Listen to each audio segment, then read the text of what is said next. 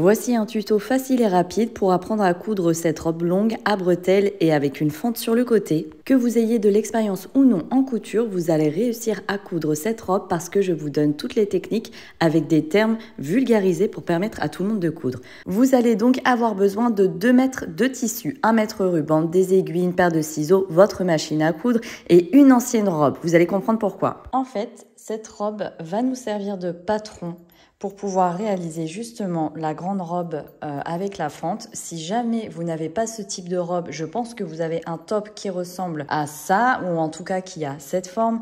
Du coup, je vous invite à le prendre et on va l'utiliser comme patron. Il suffira juste d'ajouter des centimètres dans la longueur. Et si vous n'avez pas de top, vous voyez, ça ressemble à un soutien-gorge triangle. Vous pouvez également prendre un soutien-gorge que vous allez utiliser comme patron. Et puis, encore une fois, vous ajouterez le nombre de centimètres par rapport à la longueur de la robe que vous souhaitez obtenir. Voilà, donc c'est parti, je vous montre comment on réalise cette pépite.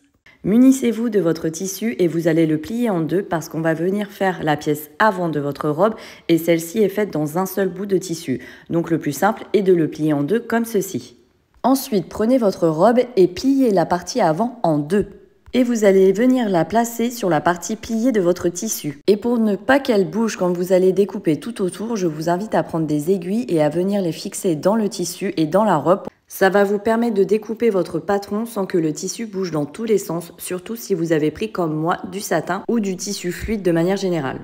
Et puis, vous allez venir découper tout autour de votre robe en laissant bien à 2 cm de marge. C'est ce qu'on appelle tout simplement les marges de couture.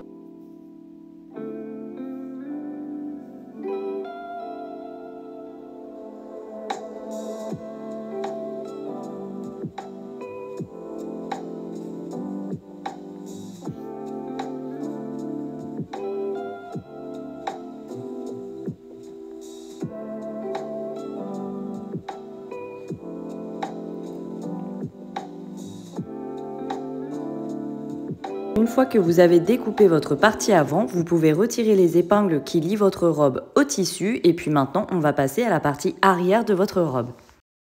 Reprenez votre tissu et puis vous allez de nouveau le plier en deux parce que le dos est aussi une pièce qui est faite d'un seul type bout de tissu.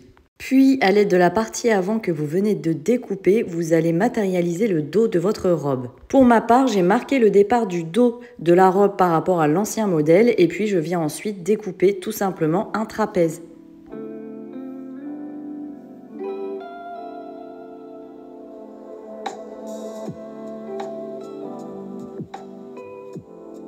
Donc vous avez obtenu votre grand trapèze, mais la partie haute de votre robe, du dos de la robe, est trop grande. Donc je vous invite à reprendre votre modèle, à marquer le haut du dos et puis vous allez venir découper en trapèze la robe.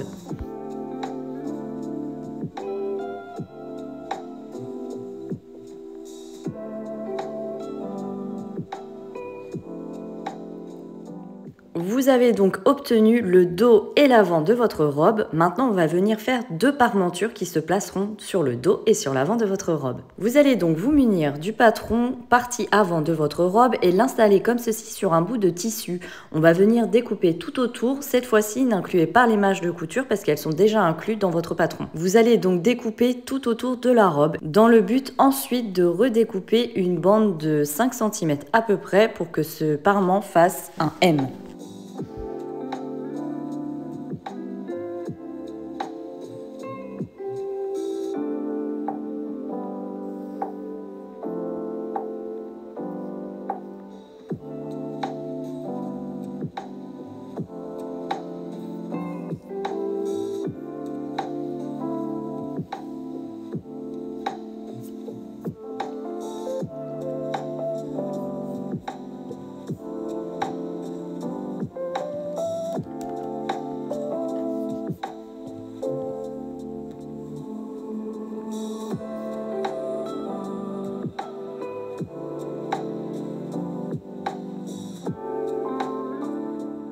Pour vous aider, vous pouvez marquer à l'aide de votre règle ou de votre mètre ruban à 5 cm et tracer un trait afin que vous puissiez découper ensuite droit.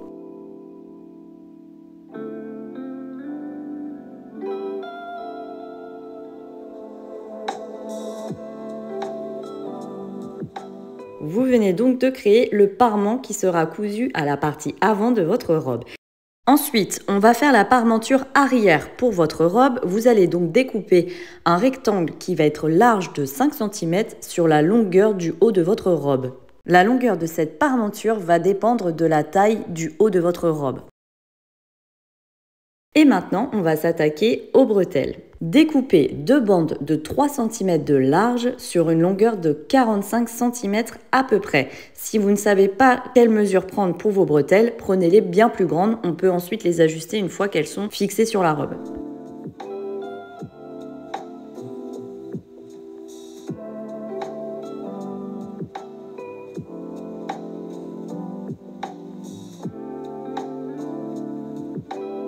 Maintenant que vous avez découpé vos bretelles, vous avez tout ce qu'il faut pour coudre votre robe, c'est-à-dire la partie avant, la partie arrière, la parmenture avant, la parmenture arrière et les 2 bretelles. Vous allez donc pouvoir passer à la couture de cette robe.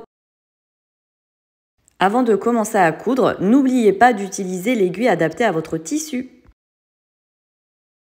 Et on va commencer par coudre les 2 bretelles. Vous allez donc vous munir de vos 2 bretelles, plier le tissu de façon à ce que le beau côté soit face au beau côté, c'est-à-dire que vous allez avoir le côté le moins esthétique face à vous. Vous pouvez marquer au fer votre tissu pour que celui-ci soit bien plat et qu'il ne bouge pas quand vous allez coudre. Et ensuite, avec le point droit de votre machine, vous allez venir piquer à 5 mm du bord parce qu'on veut des toutes petites bretelles pour cette robe.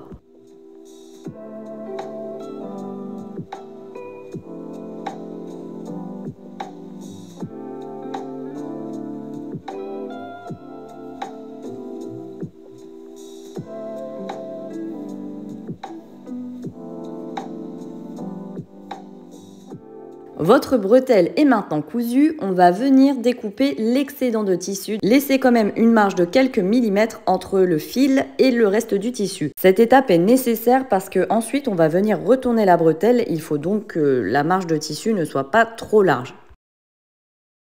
Et je vous invite à réitérer toute cette opération sur votre deuxième bretelle.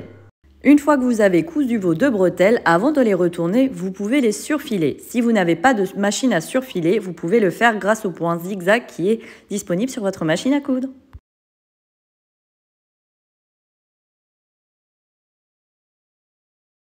Pour retourner des bretelles aussi fines, vous allez avoir besoin d'un retourne-bretelle. Je ne sais pas si ça s'appelle comme ça, mais j'ai pour habitude de l'appeler comme ceci. Vous allez donc prendre votre retourne-bretelle, insérer la bretelle, venir la clipser dans le petit crochet sur la partie haute du retourne-bretelle et puis vous allez venir tirer délicatement et vous voyez la bretelle se retourne toute seule. C'est vraiment super bien comme outil, c'est hyper pratique. En tout cas, c'est vraiment à privilégier pour faire des bretelles très fines. Mais si vous faites des bretelles qui ne sont pas très fines, il est aussi indispensable.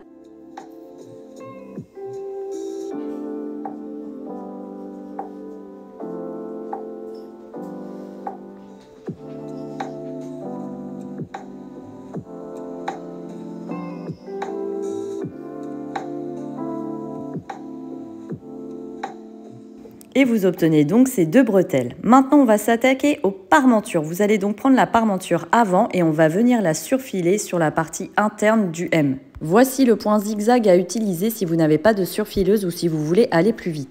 Vous allez donc placer votre parmenture avant sur votre machine à coudre et puis vous allez venir surfiler sur tout l'intérieur du M. Pas sur la partie extérieure, mais vraiment sur la partie intérieure.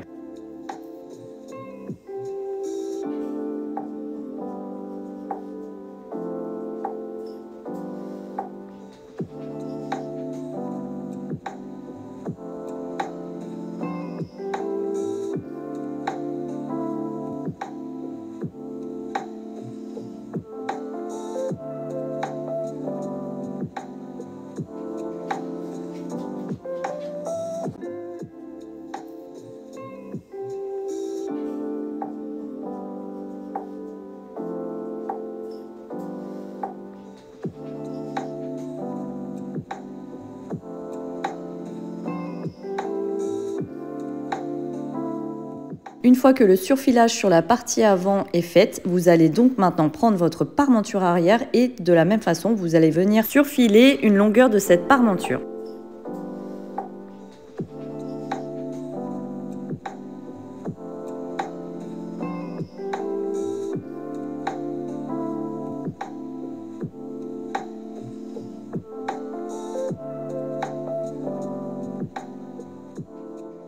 Vous allez donc maintenant reprendre la parmenture avant de votre robe et puis vous allez prendre également la partie avant ainsi que les bretelles de votre robe. Posez la partie avant de votre robe de façon à ce que le côté le plus esthétique du tissu soit face à vous et le côté le moins esthétique du tissu face au sol.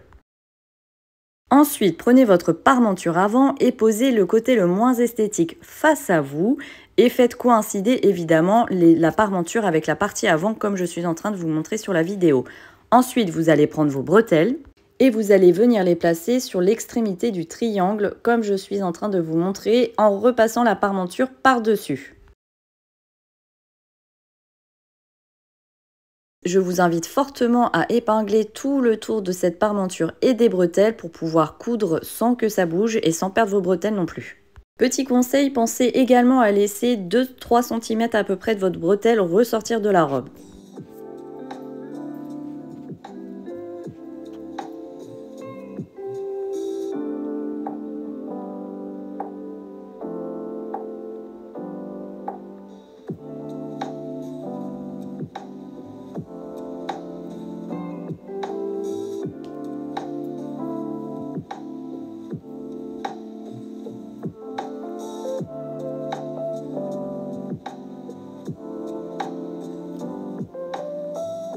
Maintenant que vous avez épinglé solidement tout le tour, on va venir coudre à 1 cm du bord sur la partie extérieure de la robe.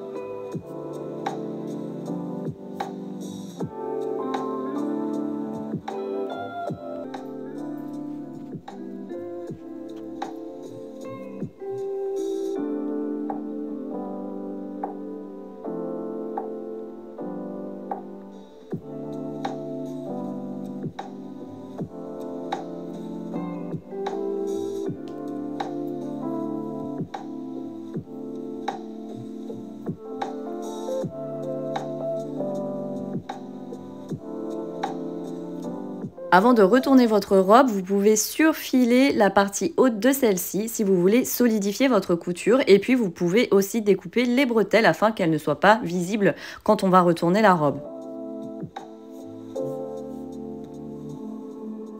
Une fois que vous avez surfilé et coupé les bouts de bretelles qui dépassaient, vous pouvez retourner votre robe. Voici le résultat que vous devez obtenir. Si vous êtes sur du tissu qui est similaire au mien, pas de panique si la parmenture ressort. Il faut repasser à haute intensité pour figer le tissu, si je peux dire ça comme ça. On va maintenant s'occuper de la partie arrière de votre robe et là ça va être un petit peu plus technique mais ne vous en faites pas, ça n'est pas difficile. Posez le dos à plat sur le sol, la partie la plus esthétique doit être face à vous. Puis vous allez plier en deux le dos pour marquer le milieu de celui-ci, on va en avoir besoin pour positionner les bretelles si vous les voulez en V dans le dos. Ensuite, vous allez positionner la parmenture arrière. Il faut que le côté du tissu le moins esthétique de la parmenture soit face à vous et le côté surfilé doit être vers le bas de la robe. Ensuite, munissez-vous de la partie avant de la robe que vous avez cousue et vous allez la placer de façon à ce que le côté esthétique du tissu soit face à vous. Puis prenez les bretelles et on va venir les mettre par l'intérieur de la robe. Et vous allez venir les épingler au niveau du repère que vous avez marqué avec une aiguille tout à l'heure.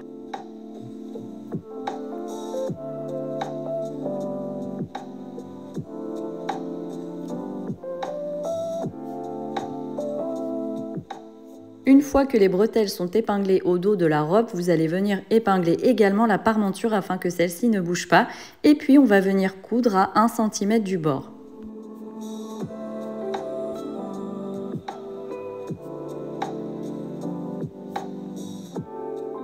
Si vous voulez une couture vraiment droite, vous pouvez évidemment marquer un repère tous les 1 cm tout au long de votre parmenture et puis vous prenez une craie et une règle et vous tirez un trait. Comme ça au moins vous pourrez suivre ce trait quand vous allez coudre.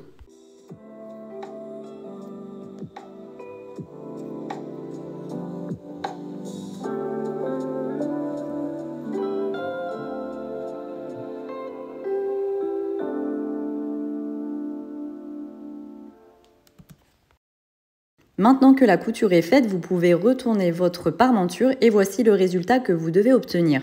Je vous conseille également de repasser pour bien aplatir la parmenture parce qu'il va falloir qu'elle soit bien mise pour coudre la suite de la robe. Une fois repassé, voici ce que ça donne. Et maintenant, vous allez reprendre les deux parties de la robe. De toute façon, elles sont solidaires normalement. Et vous allez placer les beaux côtés du tissu face à l'un et l'autre. C'est-à-dire que face au sol et face contre vous, vous devez avoir le côté le moins esthétique de la robe. Ensuite, vous allez venir faire correspondre les deux parmentures comme je suis en train de vous montrer sur la vidéo. Et puis, vous allez épingler de haut en bas de votre robe. On va venir coudre le premier côté à 1 cm du bord. Encore une fois, vous pouvez mettre un repère à l'aide d'une règle et d'une craie tout au long de votre robe pour coudre réellement à 1 cm si vous en avez besoin.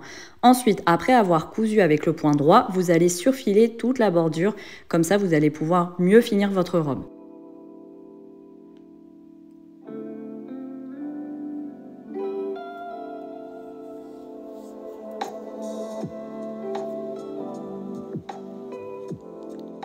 Ensuite, pour l'autre côté de votre robe, vous allez prendre le dos que vous allez surfiler. Ne le solidarisez pas tout de suite avec l'avant de votre robe parce que là, on va venir créer la fente. Donc, vous faites ça sur la partie dos et ensuite, vous prenez le côté avant de votre robe et vous le surfilez.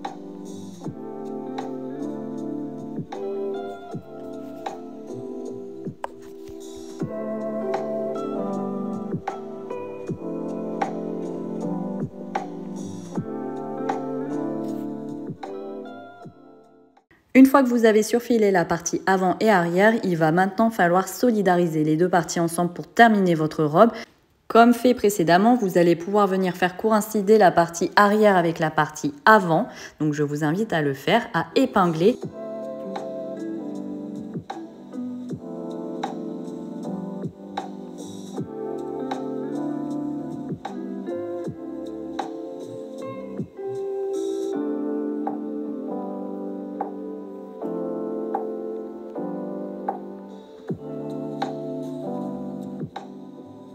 Et après, avec l'aide de votre maître, vous allez venir matérialiser votre fente. Pour ma part, sur la vidéo, j'ai pris une quinzaine de centimètres, mais en réalité, après l'avoir essayé, j'ai plutôt ouvert sur une trentaine de centimètres. Mais vous faites vraiment la longueur que vous voulez. Une fois que c'est fait, on va venir coudre à 1 cm du bord jusqu'au repère de votre fente. Vous devrez alors arrêter votre couture avec un point d'arrêt.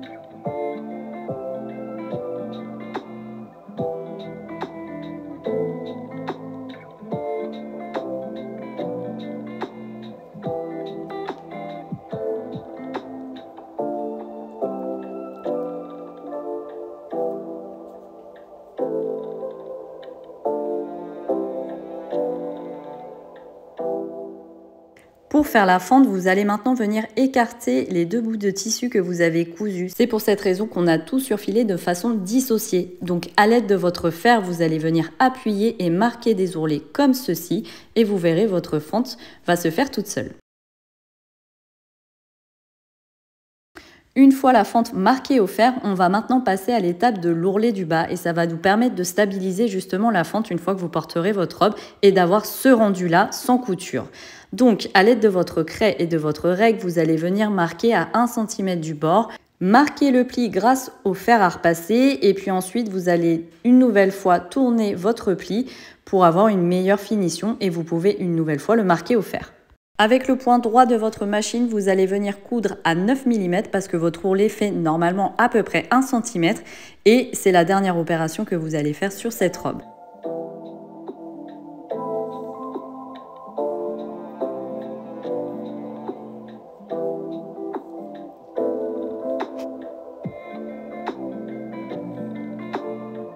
Il ne vous reste plus finalement qu'à repasser votre robe et à la porter. Je vous montre tout de suite le résultat. En tout cas, bravo à vous. Vous avez réussi à coudre votre robe. C'est génial. N'oubliez pas de vous abonner à cette chaîne YouTube, de partager, de liker ou de commenter. Et si jamais vous avez des questions, n'hésitez surtout pas à me solliciter en commentaire pour que je puisse vous aider. Je n'ai plus qu'à vous souhaiter une très bonne couture. Je vous invite à m'envoyer vos réalisations.